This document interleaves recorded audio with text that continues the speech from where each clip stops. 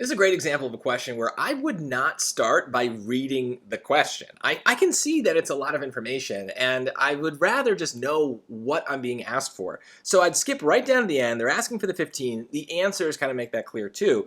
So I would just be like, okay, well, look at my choices. They're either associating the 15 with the apples or with the oranges, right? There's a clear break in our choices between A and B and C and D. So let's just start by thinking like, well, what is the 15 with, right? It's clearly in this equation and it's attached to the Y.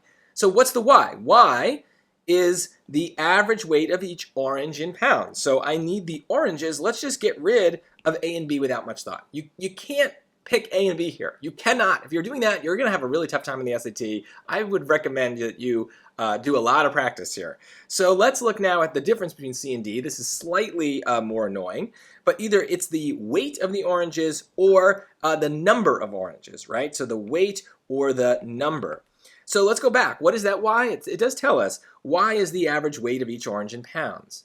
So if Y is the weight, then why would 15 also be the weight, right? So they're kind of just like giving you the answer by telling you what Y means. This must be the number of oranges in the basket. It's just kind of like all that's left.